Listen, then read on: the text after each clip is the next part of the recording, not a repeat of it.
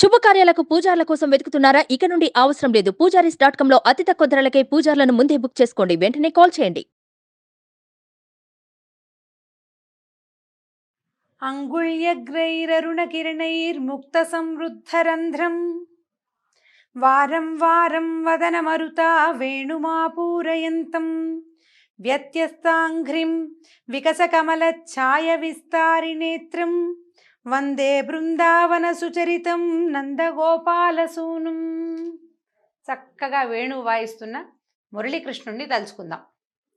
భాగవత కథాసుధ తరువాయి భాగంలోకి వచ్చాం. అక్రూరుడితోటి బలరామకృష్ణులు ఇద్దరు మధురా నగరానికి చేరారు. అయితే అక్రూరుడు మా ఇంటికి రామని అడిగినా కూడా యాదవ కులానికి శత్రువైనటువంటి కంసుడి సంహరణ తర్వాతే మీ ఇంటికి వస్తానని కృష్ణుడు మాటిచ్చి పంపించేశాడు. అక్రూరుడు కాస్త అసంతృప్తితోటి ఆయనకు బాధగా ఉంది. కృష్ణుడిని తన ఇంటికి తేలైపోయినే, తన ఇల్లు పావనం కాలేదే అని ఆ దిగులతో ఆయన బాధపడుతూ వెళ్ళిపోయాడు. వీళ్ళిద్దరూ మధ్యాహ్నపు వేళకి నాన్నని బాబాయిల్ని వాళ్ళని వీళ్ళని చుట్టుపక్కలందరినీ బయట ఉన్నటువంటి వనంలోనే విడిచిపెట్టి గోపాలకులతో కొంతమంది స్నేహితులతో కలిసి ఊరు చూడ్డానికి బయలుదేరారు బలరామకృష్ణులు ఇద్దరు. ఎలా చూస్తున్నాడంటే అగడ్తలు, కోటలు, బురుజులు, పతాకాలు, రాజభవనాలు, వీధులు, గుర్రాలు, రథాలు, వీరులు, ఏనుగులు, మేడలు, వాద్యాలు, యువతులు, ధాన్యాలు, ధనాలు, గొప్ప గొప్ప ఉద్యానాలు, నడబావులు, వీటి వల్ల అత్యంత శోభతో ఒప్పారేటువంటి మధురా నగరాన్ని చూస్తున్నాడట కృష్ణుడు. ఇద్దరు కలిసి ఊళ్ళో తిరుగుతున్నారనమాట. వీళ్ళు పల్లెటూళ్ళలో ఉన్నారు. పల్లెటూరే కాదు, అదంతా అడవి. వాళ్ళకల్లా పచ్చటి చెట్లు, చేమలు, జంతువులు, ఆవులు, దూడలు, ఎడ్లు, గోవత్సాలు, గోపబాలకులు తప్పిస్తే ఇంకా ఏమీ లేవు. వాళ్ళకి తెలిసినవి తాడి చెట్లు, వనాలు, గోవర్ధనగిరి, అదే తెలుసు. ఇక్కడికి వచ్చేసరికల్లా కృష్ణుడికి ఏం వింత, భగవంతుడికి వింత కాదు, ఇదంతా ఆయన సృష్టే. బలరామకృష్ణులకి వింతం లేదు. ఆయనతో పాటు ఉన్నటువంటి మిగిలిన గోపబాలుడందరికీ వింత. కృష్ణ కృష్ణ అర్జుడు ఇజ్జుడు, ఆ ఇల్లు ఎంతెత్తుందో ఈ గోడ ఎంతెత్తుందో అని చూపిస్తున్నారు. అట్లా చూసుకుంటూ వెళ్తున్నారు. చూస్తూ ఉంటే ఈ ఊళ్ళోకి ప్రవేశిస్తుంటే మామూలుగా ధనుర్యాగం ఒక పెద్ద ఫంక్షన్ ఒకటి జరగబోతోంది, వీళ్ళంతా వస్తున్నారని తెలుసు. ఊళ్ళో చెప్పుకుంటున్నారనమాట. ఈ ఆడపిల్లలు ఒకళ్ళనొకళ్ళు పిలుచుకుంటున్నారట. నందుని తపస్సుడికి అంటే ఇతను వసుదేవుని కుమారుడేనని అందరికీ, కొంతమందికి తెలుసు, అందరికీ తెలియదు. ఈ వరుణుడు నందుడు తాలూకు తపోఫలితంగా పుట్టినటువంటి కుమారుడు. పైగా ఈయన ఎలాంటి వాడు? కరుణా సముద్రుడు, ఇందిరాసుందరిని చేపట్టిన వాడు. విష్ణువే సాక్షాత్తు నందుని ఇంట్లో పుట్టాడని చెప్పుకుంటున్నాము. ఎంత బాగున్నాడోట, ఎంత బాగుంటాడో, ఎంత అందమైన వాడో, వాడిని చూద్దాం రండి రండి అని ఒకళ్ళకొకళ్ళు చెప్పుకుంటున్నారట. పురంలో ఉన్నటువంటి అందగత్తెలందరూ గోవిందుడిని సందర్శించడానికి ఉబలాటపడి ఒకళ్ళు తింటున్న అన్నం కంచం వదిలిపెట్టి వచ్చేస్తున్నారట. పడుకున్న వాళ్ళు పడుకుని లేచి వచ్చేస్తున్నారట. తలంటుకుంటున్నారట. తల మీద నురుగంతా అక్కడే ఉంది, నీళ్ళు పోసుకోవట్లేదుట. పెద్దాళ్ళంతా తిడుతున్నారు, వద్దు వద్దు, ఏమిటి మగపిల్లాన్ని చూడడానికి బయటికి వెళ్ళేది, అట్లా వెళ్ళకూడదని. అయినా సరే వింటలేదుట. పిల్లల్ని ఎత్తుకున్న వాళ్ళు తల్లులు కూడా పిల్లల్ని దింపేశారు. సగం అలంకరణలతోటి, సగం సగం చీరలతోటి, సగం నగలు, సగం దండలు, మైపూతలు అవి మొహానికి రాసుకోవాల్సిన చేతులది మొహం మీద రాసుకుని కొంతమంది, సగం వస్త్రాలు ధరించిన వాళ్ళు అట్లా పరుగులు పెడుతూ బయటికి వెళ్ళి చూస్తున్నారట. రత్నాలు కూర్చబడిన ఎత్తైన బంగారపు మేడల మీద నిలబడి గుంపులు గుంపులుగా పైన నిలబడి చూస్తున్నారు. ఎట్లా ఉండంటే తామర రేకుల వంటి కన్నులు కలిగినటువంటి కృష్ణుణ్ణి అపరిమితమైన కాంక్షతోటి దర్శిస్తున్నారు. అందరూ ఒకళ్ళనొకళ్ళు చూసుకుంటూ చెప్పుకుంటున్నారనమాట. ఎంతే ఉన్నాడు, ఎంత మెరిసిపోతున్నాడు, పూతన పాలు దాగి దాన్ని చంపేసేట, అసలు ఎలాంటి వాడు అంటే చెప్పుకుంటున్నారనమాట. ఇవన్నీ విషయాలు ప్రపంచం అంతా వచ్చేస్తాయి. ఊళ్ళో ఒకరోజు జరిగితే ఇదిగో పులంటే అదిగో తోక అంటారు. క్రమంగా మధురా నగరంలో వ్యాప్తి చెందిపోయింది. విష్ణువే నందుని ఇంట ఆవిర్భవించాడు. అతను చాలా జగదేక ప్రఖ్యాతుడుగానే అయిపోయాడు ఆ వయసుకే. అప్పటికే ఇతను లేని ఆ పట్టణం అరణ్య ప్రదేశం, ఇతన్ని కలియని జన్మ నిరుపయోగం, ఇతన్ని పలుకులు ఇతనితో మాట్లాడని జన్మ వృధా, ఈయన చూడని కళ్ళు నిజంగా వృధానే. ఇట్లా మాట్లాడుకుంటున్నారు ఒకళ్ళనొకళ్ళు. అబ్బో ఎంత బాగా ఉన్నాడో, ఎంత బాగున్నాడో అని. ఇంక అసలు కళ్ళతోటే వాళ్ళు తాగేస్తున్నట్టు, కంట్లోనే ఆ రూపాన్ని నిలుపుకుంటున్నట్టుగా ఆనందం పట్టలేక పువ్వులు జల్లేశారట. ఎక్కడ ఏ వీధి వైపుకు వెళ్తే ఆ వీధిలో ఉన్నటువంటి మేడల నుంచి ఎంతోమంది అప్సరసలని పోలినటువంటి సుందరాంగులంతా, అందులో పెద్ద చిన్న భేదం లేదు. వృద్ధులు, ప్రౌఢలు, యువతులు, బాలలు కూడా అందరూ పువ్వులు జల్లుతూ శ్రీకృష్ణుడిని స్వాగతించారు. తర్వాత ఏమైంది, ఇక కొంతమంది బ్రాహ్మలు ఎదురుపడి, మధురానగరంలో బ్రాహ్మణులు పలు విధాలైనటువంటి చందన ద్రవ్యాలను, పువ్వులు, పళ్ళు, శుభకరాలైన పచ్చని అక్షుంతల్ని కానుకలుగా ఇస్తూ ఆ ఉత్తములైన వసుదేవ కుమారుడిని ఉత్సాహంగా పూజించారు. బ్రాహ్మలు కొంతమంది ఎదురొచ్చి భగవంతుడి అవతారంగా జన్మించినటువంటి బాలకుమారులిద్దరిని విశేషంగా పూర్ణ కుంభాలతోటి అర్చించారట. ఆ తర్వాత అలా వెళ్తూ ఉంటే ఏమైంది, దారిలో ఒక చాకలి వాడు కనిపించాడట. అతను వస్త్రాలు మోసుకుంటూ వెళ్తున్నాడు. వెళ్తుండేసరికల్లా ఈ పిల్లలిద్దరూ అడిగారనమాట, బలరామకృష్ణులు ఇద్దరు, మేము మీ రాజుగారి నగరానికి అతిథులుగా వచ్చాం, మా మందలో మాకు ధరించడానికి మంచి బట్టలు లేవు, నీ మూటలో ఉతికిన బట్టలు ఉన్నాయి, మేము రాజుగారికి అల్లుళ్ళమే, ఆ వస్త్రాలు మాకు ఇచ్చేసేయమని అడిగారు. అడిగేసరికల్లా రజకుడికి కోపం వచ్చిందట చాకలివాడికి. ఏమిరా డింబక, ప్రభుగారి వస్త్రాలు మీకు ఇవ్వమంటావా? ఇది న్యాయమా?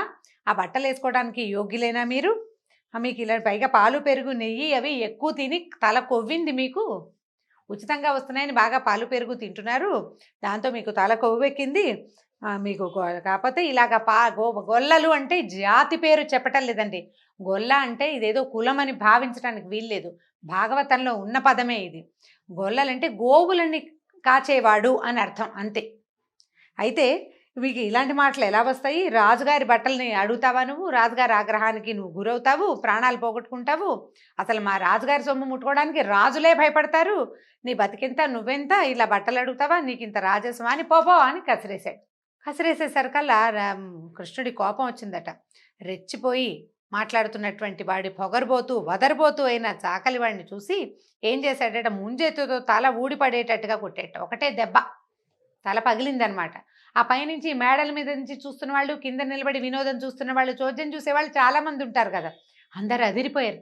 ఒక్క దెబ్బకి పడిపోయాడేమిటి, పిల్లాడెంతున్నాడు, వీడి దెబ్బ ఏమిటి, ఒకటే దెబ్బ. పడేసరికల్లా కింద పడిపోతే వీళ్ళు ఏం చేశారు, ఆ బట్టలు కింద పడిపోయిన వాడిని చూసి మిగిలిన వాళ్ళ చాకళ్ళంతా పరిగెత్తేశారు. పరిగెత్తేసరికి వీళ్ళు ఏం చేశారు, తమకు కావాల్సిన బట్టలన్నీ తీసుకుని వాళ్ళిద్దరూ తమకు కావాల్సినవి తీసుకున్నారు. మిగిలిన పిల్లలంతా చాలామంది గ్రూప్ వచ్చారు కదా వెనకాల, అందరూ బట్టలు ఏరుకున్నారు ఆ మూటల్లో నుంచి. ఇంతలో ఒక చేనేతో పని చేసే ఒక సాలివాడు ఆ దారిలో వస్తున్నాడు. వీళ్ళని చూసేసరికల్లా మామూలుగా వస్త్రాలు అవి చేసేవాళ్ళు చూడండి, బట్టల పని చేసే వాళ్ళకి చక్కటి పర్సనాలిటీ వాళ్ళు ఉన్న వాళ్ళని చూడంగానే వీళ్ళకి ఈ వస్త్రం సూట్ అవుతుందని ఒక ధ్యాస కలుగుతుంది, ఒక ఆలోచన. డిజైనర్స్కి మంచి పర్సనాలిటీ ఉన్న మోడల్స్ కావాల్సినట్టుగా వీళ్ళిద్దరిని చూసేసరికల్లా అతను ఆనందం పట్టలేకపోయాడు. నా వస్త్రాలు వీరి యందు చాలా శోభిస్తాయని భావించి చక్కటి మెత్తనైన వస్త్రాలని, పలు రంగులు కలిగినవి, ఎన్ని రకాల రంగులో చిత్ర విచిత్ర వర్ణాలతో నేసిన వస్త్రాలన్నిటినీ వాళ్ళకి సమర్పించాడట. నా దయతో ఆల్రెడీ వీళ్ళు కొత్త బట్టలు కట్టుకుని ఉన్నారు, అయినా సరే ఆనందంగా అతను ఇస్తున్నటువంటి ఉత్తరీయాలని వాటిని తీసుకున్నారు. చాలా సంతోషించి వాళ్ళకి ఏం చెప్పాడంటే ఐశ్వర్యాదుల్ని అనుగ్రహించి తన సారూప్య సంపత్తిని కూడా ప్రసాదించాడు. సారూప్యం అంటే మనం కార్తీక పురాణంలో చెప్పుకున్నాం, సారూప్యం అంటే భగవంతుని వంటి రూపాన్ని వాళ్ళు కూడా పొందుతారు అని, మరణానంతరం అన్నమాట. తర్వాత ఏం చేశారు వీళ్ళు, పువ్వులు కట్టే సుధాముడు అనే ఒక అతని ఇంటికి వెళ్ళారట. మాలాకారుడు సుధాముడు అనేవాడు. వెళ్ళేసరికల్లా చాలా ఆనందించాడు. చక్కగా అర్ఘ్యం పాద్యం ఇచ్చి కూర్చోబెట్టాడు.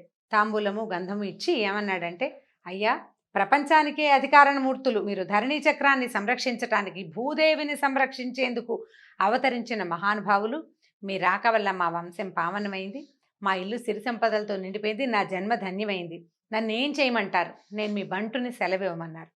అనేసరికల్లా వీళ్ళు నవ్వుతూ సంతోషించారనమాట, నవ్వుతున్నారు వాళ్ళు. అక్కడి నుంచి ఇతను ఏం చేశాడు, ఈ సుధాముడు చక్కటి మాలలు, గంధపు వాసన వేస్తున్నటువంటి అత్యద్భుతంగా చాలా చక్కటి నైపుణ్యంతో కట్టినటువంటి మాలలని వీళ్ళకి సమర్పించాడు. ఆ దండలు వేసుకుని కృష్ణుడు అన్నాడు, నువ్వు మాకేం చేయక్కర్లా, నీకేం కావాలో కోరుకోమన్నాడట. అనేసరికల్లా ఆయన అడిగాడు, అయ్యా, నీ పాదాల పరిచర్య, నీ పాదాలు పూజించే భక్తులతోటి చెలిమి, అధిక ప్రాణుల మీద అంటే అఖిల ప్రాణుల మీద అత్యంతమైన అపరిమితమైన దయని నాకు ప్రసాదించమన్నాడు. ఎట్లాంటి వరం చూడండి, ఇల్లు వాకిలి, ధనము ధాన్యము, లేకపోతే ఉత్తమ గతులు, ముక్తి మోక్షం, వాటిని కోరుకోకుండా అడిగాడు. నీ పాద కమల సేవయు, నీ పాదార్చకుల తోడి నెయ్యమును నితాంతాపర భూతదయయున్ తాపసమందార నాకు దయసేయగదే అని అడిగాడు. భక్తుల తాలూకు కోరిక, నిజమైన భగవద్భక్తి కలిగిన వాడు కోరుకోవాల్సిన కోరిక, మానవులు కోరవలసిన కోరిక. ఎందుకంటే అశాశ్వతమైన వాటిని వేటిని కోరుకోకుండా ఏమడుగుతున్నాడు, ఎప్పటికీ భగవంతుని యొక్క పాదచర్యలు, ఆయన పాదాలని పరిచర్య చేయటమే, భగవంతుని మీద నుంచి దృష్టి పక్కకి తొలగిపోకుండా ఉండే విధానం. తర్వాత నీ పాదాలని పూజించే భక్తులతోటే నాకు స్నేహం, అఖిల ప్రాణుల మీద అత్యంత అపరిమితమైన దయ, నా వంటి వారే ప్రపంచంలో ఉన్న ప్రతి ప్రాణి అని గుర్తించగలిగే జ్ఞానాన్ని నాకు ప్రసాదించమన్నాడు. కులశేఖరాల వారు రచించిన ముకుందమాలలో కూడా ఇలాంటి శ్లోకమే ఉంటుందండి. ఆయన పదే పదే అడుగుతాడు, ఈ జనన మరణ చక్రం తప్పదు, నేను పుడుతూ మరణిస్తూనే ఉంటాను, కానీ ఎప్పటికీ ప్రతి జన్మలోనూ నాకు నీ మీద భక్తి ఉండేలాగా వరం ఇవ్వు, ఏ జన్మైనా సరే. ఎందుకంటే ఇందులో ఈ ప్రపంచంలోకి ఎంటర్ అయ్యాక ఏముంది, భార్య తప్పదు, పిల్లలు తప్పరు, కష్టాలు తప్పవు, సంసారం సాగరంగా ఉంటుంది. అయినా కూడా నాకు నీ మీద ప్రీతి, భగవంతుని పట్ల విశ్వాసము తొలగిపోని వరాన్ని ఇవ్వమని అడుగుతారు. నిజమైన భక్తులు కోరుకోవలసిన మహత్తరమైన కోరిక. భాగవతం చదివితే మనకి ఇలాంటివి చాలా తెలుస్తాయి. ఎందుకంటే ఇల్లు, వాకిలి, ధనధాన్యాదులు అన్నీ అశాశ్వతమైనవి. శాశ్వతమైనది ఏంటంటే భగవంతుని పట్ల భక్తి. అది మనని దారిన అదే ముక్తిధామానికి చేరుస్తుంది. ఇలా అడిగినటువంటి సుధాముణ్ణి కృష్ణుడు అనుగ్రహించాడు.